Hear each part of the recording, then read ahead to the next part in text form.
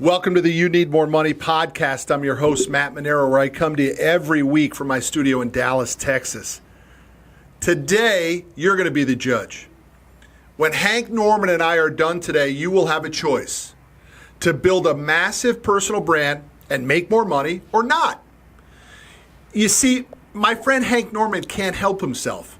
He has a superpower. And his superpower is making people into stars, big stars, downright famous stars.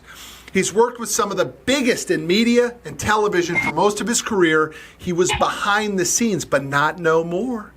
Hank himself has now become a star, and he believes that you must become a star.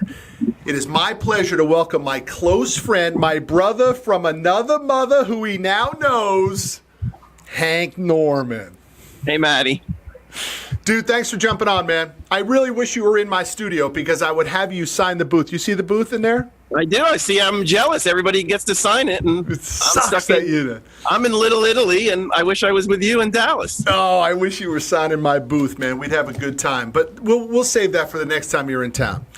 So, Hank, you and I have worked together for 2 years, and we have become close friends, in my opinion. And close friends is hard for maybe guys like you and me because when you're adopted, you're not exactly sure what a close friend is. Is that fair to say? That's very fair. Yep. Right? You're always looking. We're always on the outskirts. Who's getting ready to leave me? Right? It's a curse in a way, man. Yep. But you've made my life better, pal, and I need to be clear about that for the audience. I'm a better husband.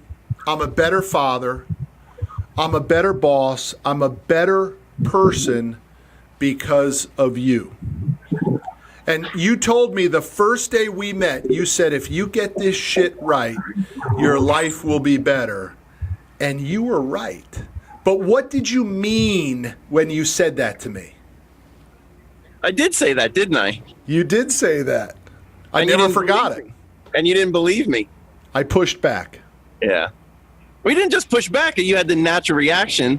I said it to you because I knew you were somebody that could actually understand. And if you weren't going to make sense of it in the moment, which is hard to comprehend when you're telling somebody they're doing something over here, media training, and get ready to talk about yourself and broadcast yourself, and then understand that that can have larger implications on who you are and how you operate in the world. I knew you could understand that. I knew you were in a place where even if you didn't see it in the moment, that you would get there. And it was so much fun. I think I even said it at GrowthCon, and because I say it a lot, which was that when you called me like a year later, however many months or time went by, when you were like, now I get it. Now I see what you were talking about. That was just so much fun for me, and just a great, and it helped me as do what I do, because now I see what I do as bigger than just media training or brand. Like, people go, "Oh, you're a branding expert." I hate that title, dude. I'm not doing branding. I'm changing your life. I'm changing how you talk to your customer. I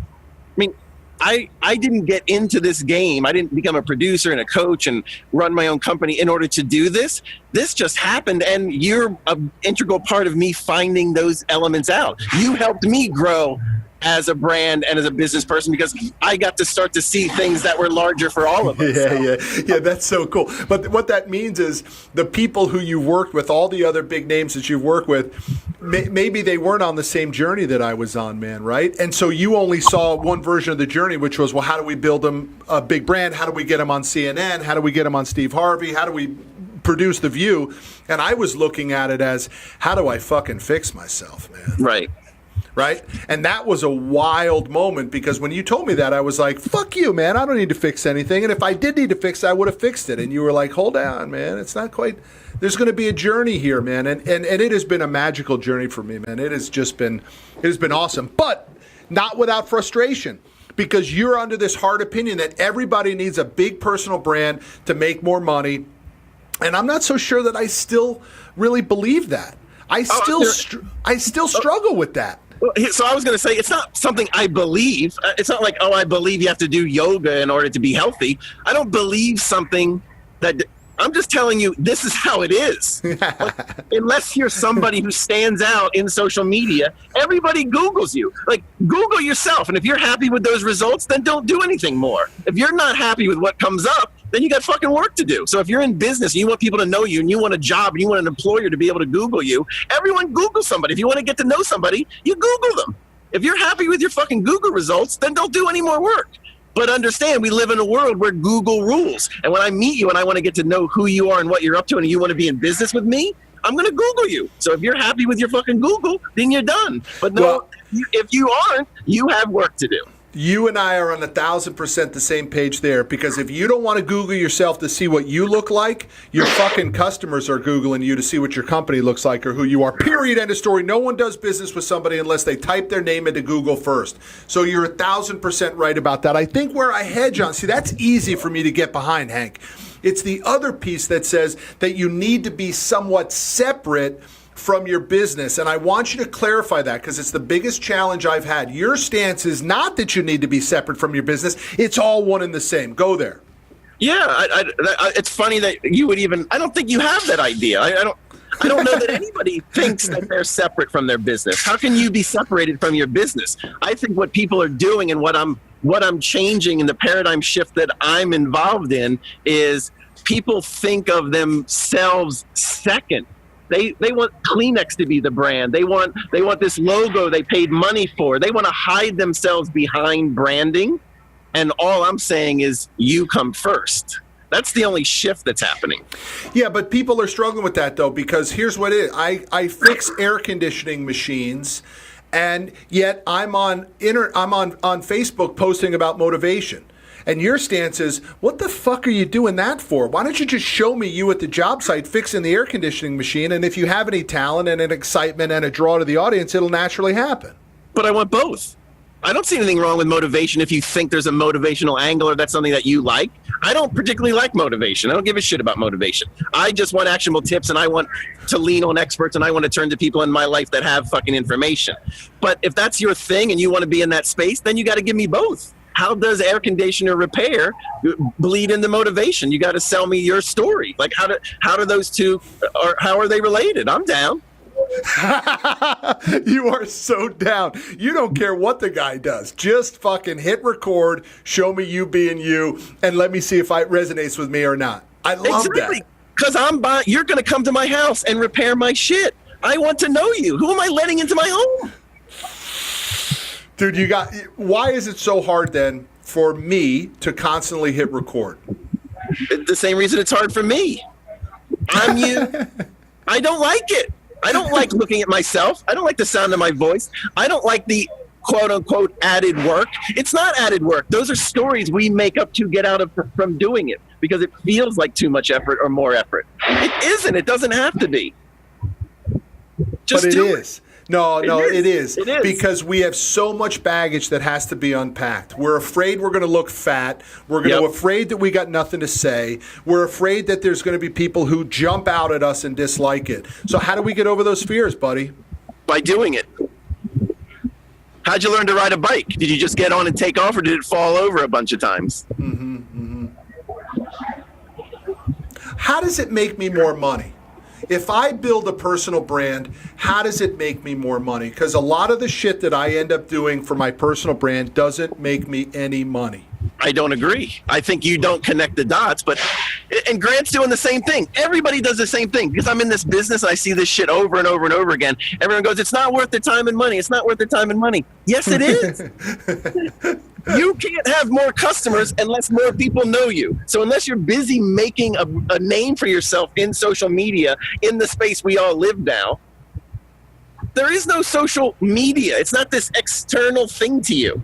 It's on your fucking phones. We all wake up and check everything every day.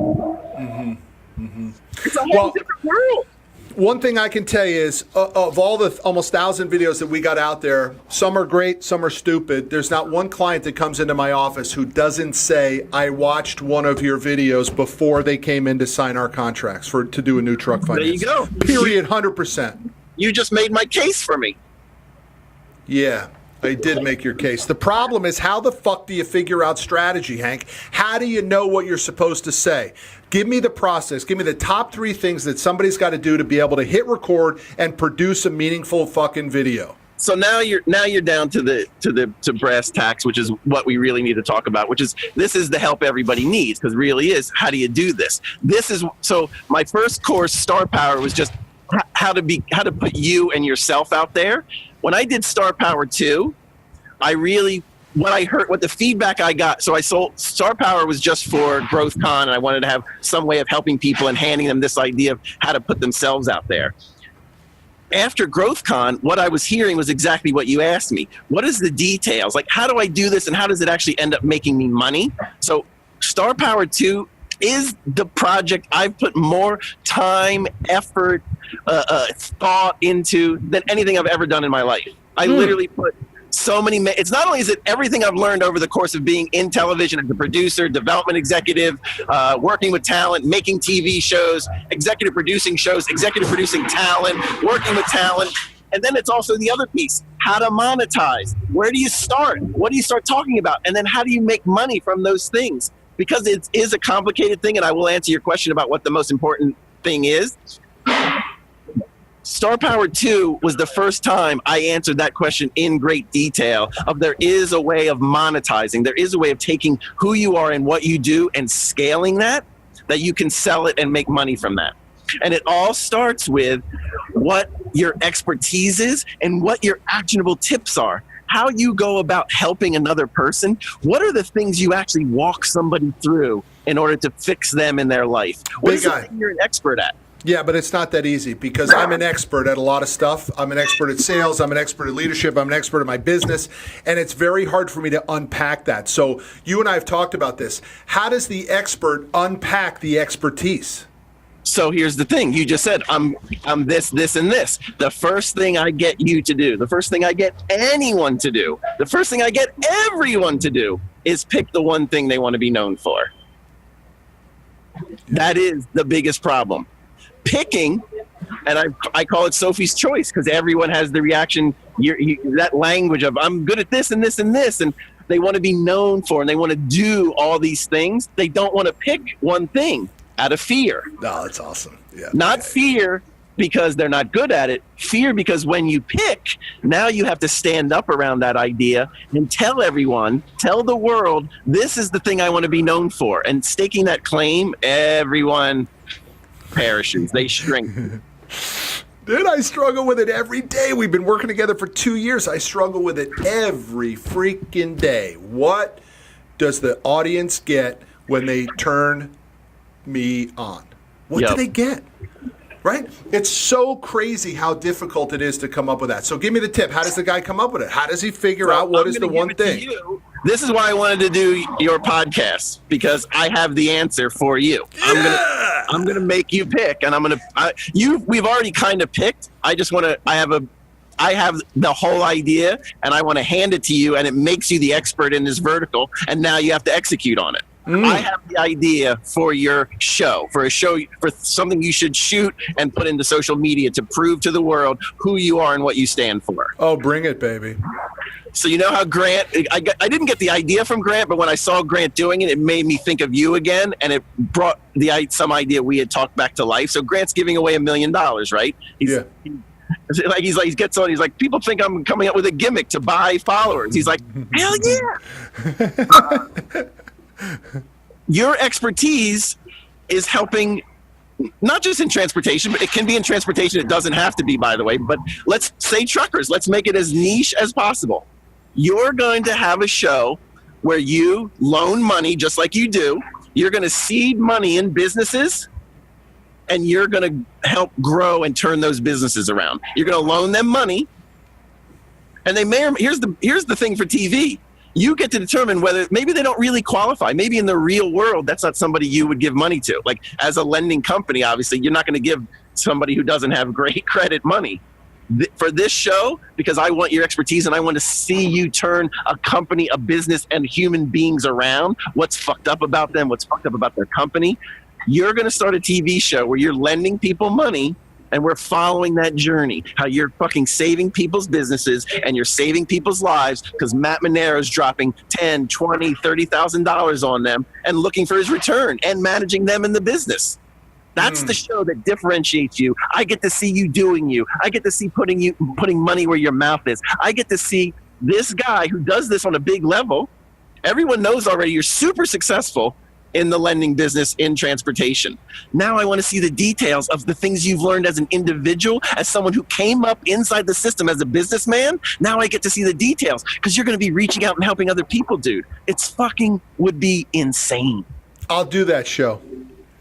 By the way, I'll put money up for that show, but I actually have the private equity contacts now that could put real money up. I mean, if we found a diamond in the rough on one of those businesses, we could go in and really put some money into that business if the private equity guys want a piece of it. So it could be exciting. It doesn't have to be on a small scale. It could be big. And here's the thing you can't measure. Now to go back to your original thing, because I know you're either going to say it now or you're going to say it in 3 months from now. I don't feel like I'm seeing any return from this. Yes, you are. It's just so pervasive in your business, dude. As you said, so many people are going to see those videos. So many people are going to see the show. So many people are going to gravitate towards you. And it's almost going to change the nature of your business. Well, I mean, it is a similar version of the Profit or whatever. I mean, it's along those lines. I'm not saying it. I'm not having a TV conversation. I'm saying it would be easy to say in 6 or 8 months from now. Let's say you've done 1, 2, or 3 episodes. You did that with 1 or 2 people, and we followed it. You're like, but how is this helping my company? You've said this as long as I've known you, but how is this helping me? Because you can't measure the tendrils. Because just like you said, but everybody's seen my videos before I do business with them. It's helping you. It's selling people on you as an expert. It's selling people on you as someone who can help them with lending them money, helping them in their business. It helps you on so many levels, on every level. Mm-hmm. It will blow up your business. What are we going to call Star Power 2? If you buy Star Power 2, and dude, I've spent so much time taking this process apart bit by bit by bit so I don't have to be in the room. I scaled my advice. I can teach you to scale your advice and using the media as a way of getting the attention of selling that information. What are we going to call the show?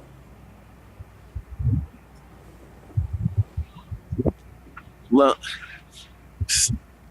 how about Loan Shark? Oh my God, dude. That's genius. You got it before me. That's awesome. Right? So we go in with the idea of how much is it going to take for me to take control over this business, or how much is it going to take, and what's the rate structure going to be, and can they afford all the loans and stuff, right? Yeah. It's interesting. Play off Shark Tank, I suppose. That's it. But it really is. You are a loan shark. Like, you're going to come and call the VIG. Like, you're going to go to their fucking place and say, how's my money doing? And like, did you make the changes I told you to make? And this is what's fucked up in your accounts payables department. This is what's fucked up in your lives. See, what people don't understand is the piece you know more than anyone else, and a lot of business experts, is that business and the personal are so deeply connected. And what comes out of a show like this isn't just your business acumen. It's the acumen that you get up and talk about at TED, which is there's pieces of your personality that are ingrained in your business. Unless those things are fucking addressed, unless they're fixed, the business will not fucking right itself. No, I'm totally down with that one, man. I completely hear you. Hey, you know what we could do on that? We could do the loan for the truck. And then the loan shark aspect of it is, I'm taking the truck back. I don't give a shit whether you made the payments or not. If you don't do the steps that I told you to fix your business, I'm taking the collateral back. And the collateral is this truck that makes you revenue and puts food on your table. So it's real serious now. Dude, I love that, dude. Right? I don't care whether you're making your payments on your truck. I'm taking the truck back that generates revenue if you don't do the shit that I told you to do. Here are the 5 steps that we talked about last week, and you didn't do any of them. Give me that fucking truck back. That's great, dude. You like that? That's the loan shark aspect of it right there. I love that. All right, so Hank, how do we get through this noise of the people who don't have a business, a real business, but portray themselves as if they do on social? Well, because they're doing it backwards. That's why I made So I'm going to tweet out a link to, I'm going to put it up on Twitter and all my social media where Star Power 2 is. See, what I've addressed in this product, because what I do in my life is exactly that thing.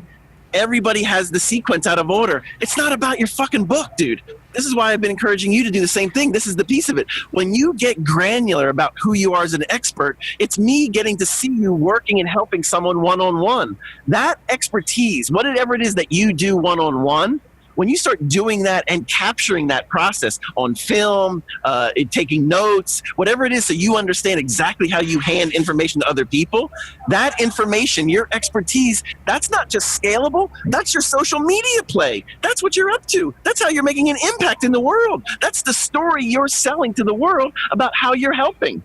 You write a fucking book, you're not doing anything. I agree with you. A book is a fucking waste of time. The process is great, but the end result isn't worth the effort. But here's the thing.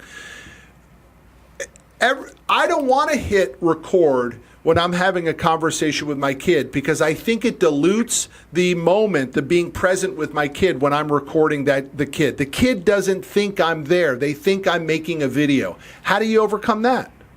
Well, having a conversation with your kid may be something... we kind of jumped a line from. I got what you're saying. You're saying how does that doesn't necessarily have to be part of the personal brand build. I got that. Is that what you're saying? But having the conversation, you could have the same conversation and tell me what my customers don't want me turning the camera on. That I understand and that I get. And to that I say, you got to find customers. Here's the thing. And I'm saying you got to find them as if it's a problem. I'm standing on Mulberry Street in Little Italy. No one thinks you're doing anything odd. Nobody even thinks about it. You're right. People want to be on TV. There are customers of yours. You could draw customers in with the idea of, hey, I want to put you on camera. People will come to you. You will generate new business with the idea that I want to record my process of working and selling to you. That will get you business. People will find that attractive. That's a selling point. That is not a negative. There are people that do not want that, and there are customers you might ask and say, hey, can I record this? And they'll say no. But there are new people that you have not reached out to or spoken to that will come to you for business because you offer that. Yeah, I got it. You're right. Not everybody's got to buy into it. You just got to find the ones that do. Correct. Yeah, I totally got that. All right, Hank. And it's a lead generator, by the way. What people don't know, because you're on that side of going, oh my God, how do I bridge this gap? The gap you're trying to bridge is actually a net positive for you and the company. Yeah, no doubt about that. No, I mean, look at a guy like Jamie Waite with AC Hero, the air conditioning guy. I saw him on social. I hired him to come and do my air conditioning, and now we financed 2 trucks for the company. I mean, That's the play. That's the win. That's the win.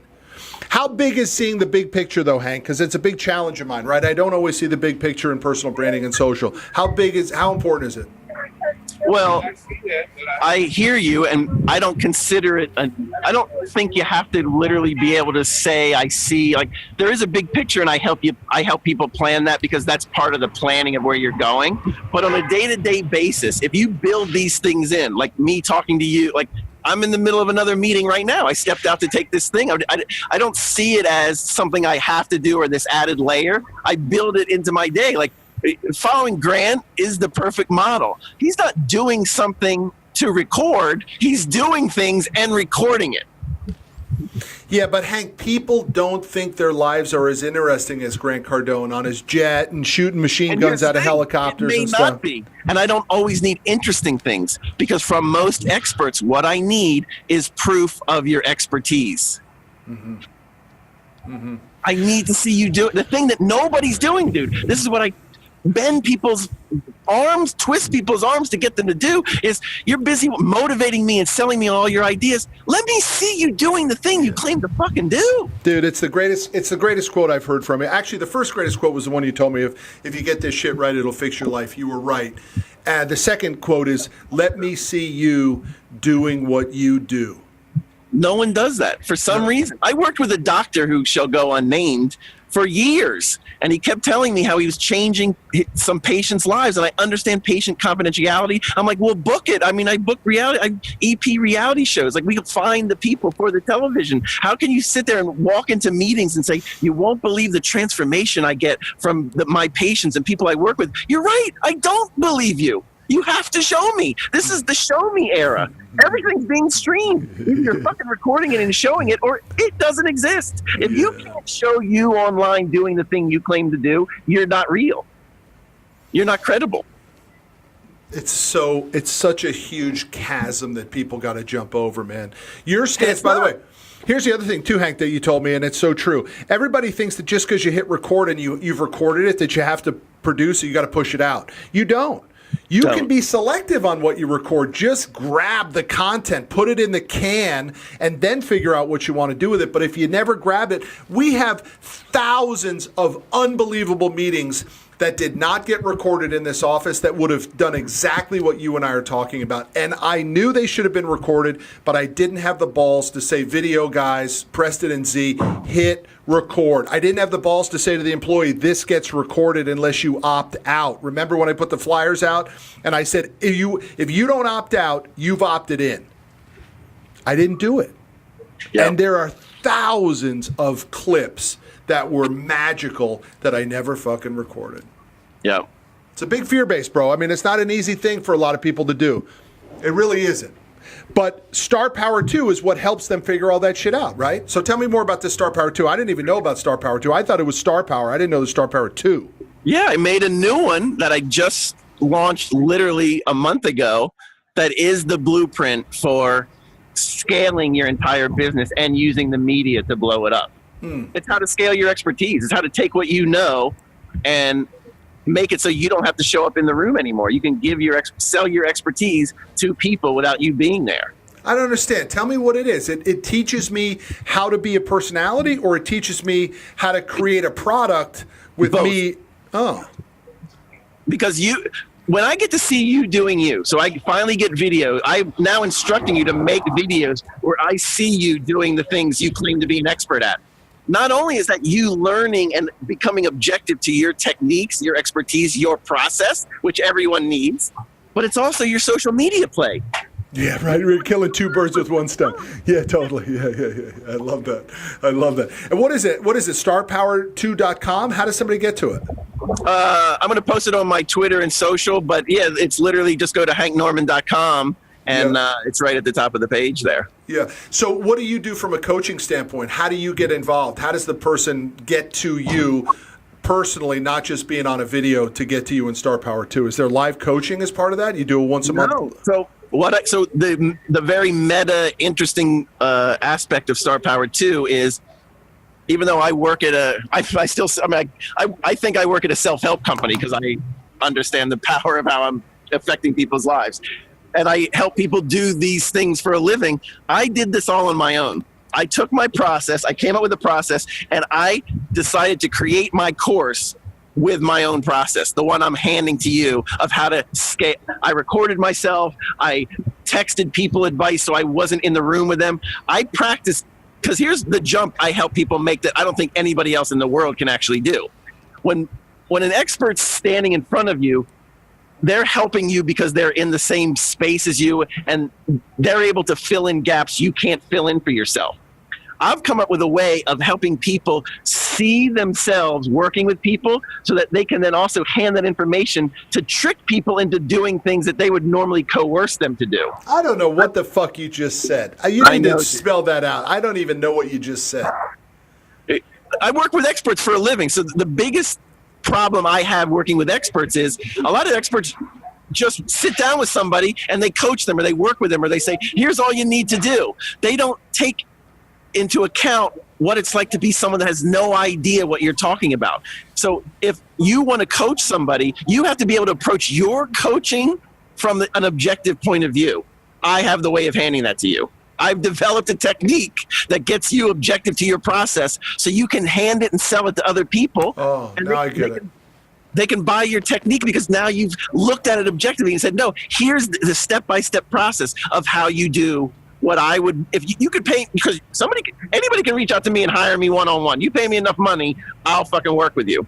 I took my whole process and put it into a course that cost $200. Couple $100 a month? No, one time, and it's yours. Holy shit, really? Yes, dude. Wow, no kidding. All right, Trust I like me. the sound of that. Between me and you, I'll send you testimonials of people. It's changing people's businesses and lives, dude. I'm not even. It sounds like a fucking. I sound like an infomercial. It sounds so crazy, but it's fucking true, dude. I'm not even kidding. I wouldn't say it if it wasn't real. Yeah, but listen, I don't need that proof of concept, and neither does anybody else. I am the proof of concept. I'm telling people the process that you and I have gone through, whether it has made me a big media star or not, has changed my life, and that has been worth every minute of the process. Period. End of story. I am a different person 2 years later than I was when you and I first met. And I never went on a couch. I didn't take medication. It is literally from you and I having conversations about who the fuck am I? What do I stand for? What is an opinion that I have? Hit the fucking record and start showing people. The one thing I haven't done that you've harped on from the beginning and you harped on today is you all got to pick that one thing. What is it? Are you the world's greatest air conditioning repairman? Great pick. Now just hit record and show me that. Yep. It could be that simple. I can't wait to see Loan Shark, dude. You like that? Dude, I love your idea. Thank you for bringing it up. You like that title, Loan Shark? I do, dude. That's crazy. I'm going to take that truck back from you, pal. That's where I'm the loan shark. Don't worry about your interest rate. Don't worry. I don't give a shit that you made your payments. You didn't follow the fucking plan that I put out for you, because my plan isn't just to get you revenue for your truck. My plan is to fix your fucking business and your life. And you didn't do it, so I'm taking your revenue away from you. And we'll send the repo man. We'll send one of my towing customers out there, and we'll literally watch the truck being repoed and it drives off. Dude, I'm dying to see this now. All right, Preston and Z, we got to get that show going, all right? That's a big deal. They're both like, oh, my God, another show. All right. Big boy, thank you very much, man. I love you. I appreciate you. Thanks, Matty. I really appreciate it, man. Take care, buddy. Bye.